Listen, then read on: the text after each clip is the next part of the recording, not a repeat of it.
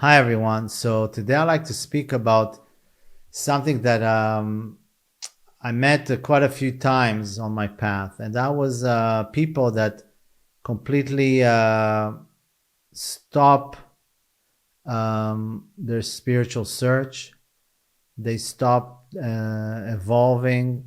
They brush it all aside, and they said, this whole thing, this whole enlightenment thing, the whole freedom thing is bullshit. Look at my teacher, what he did.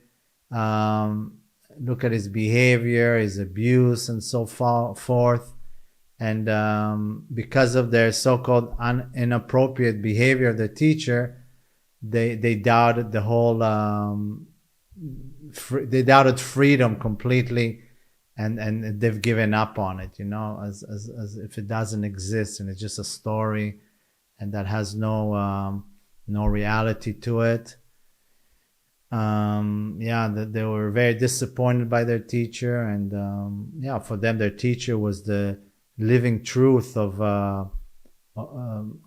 freedom, and if he's corrupt, then what is that? It's all bullshit and not even worth aspiring to. And this is a unfortunate, because teachers are human beings, and they also have their faults and make mistakes. And of course, when a teacher's in a position of power, it can go up to his head, and he can become corrupt.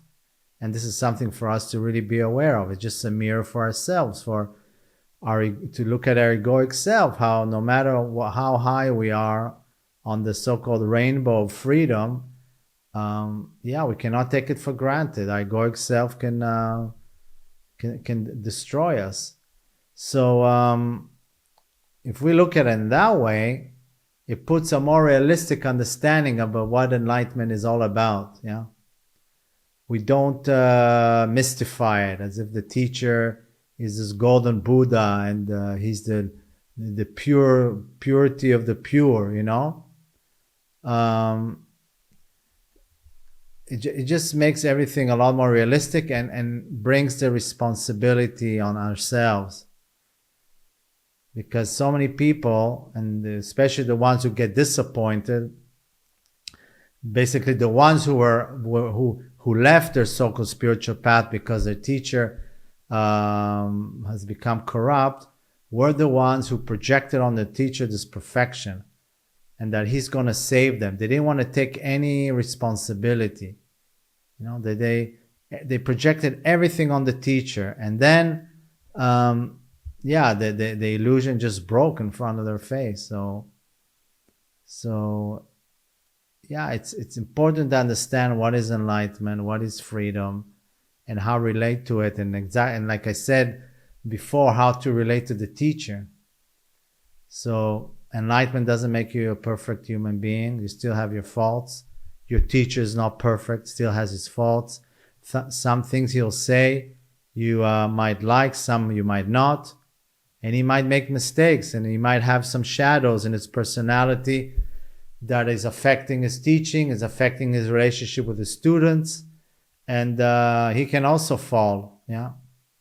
So you have to be more forgiving with your teacher, that he's just a human being. And that's another thing that many times students, they get so disappointed by their teacher that they completely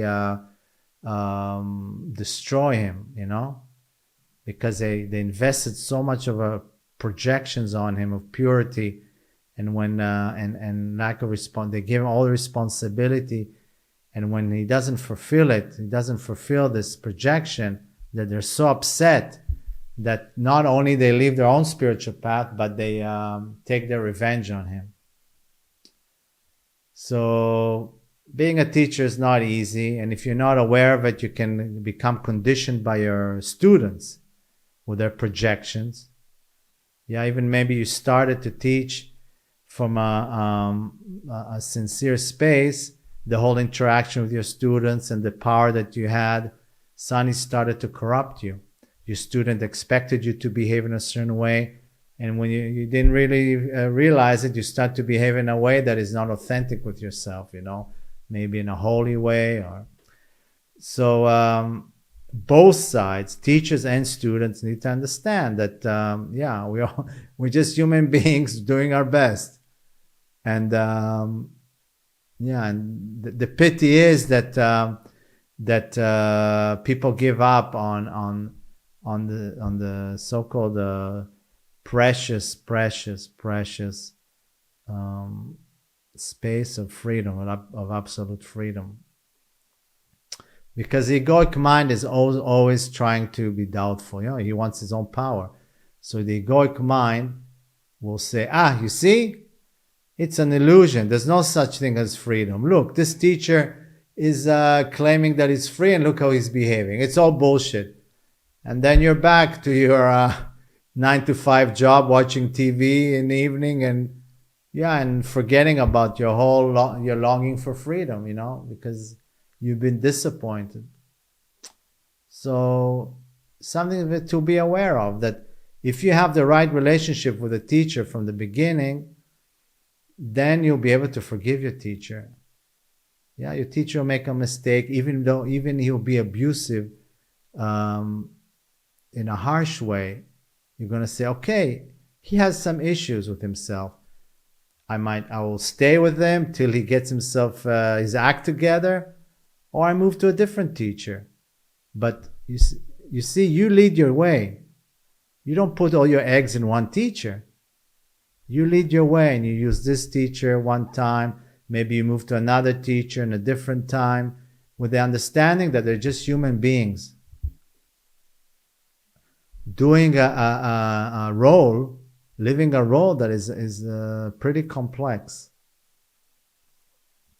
So when we see this whole thing from a space of compassion, when we see the whole issue about teacher and student relationship, we can basically, it will help us stay on our path to freedom. We're going to keep our responsibility and our sincerity and our so-called realistic point of view about this whole path.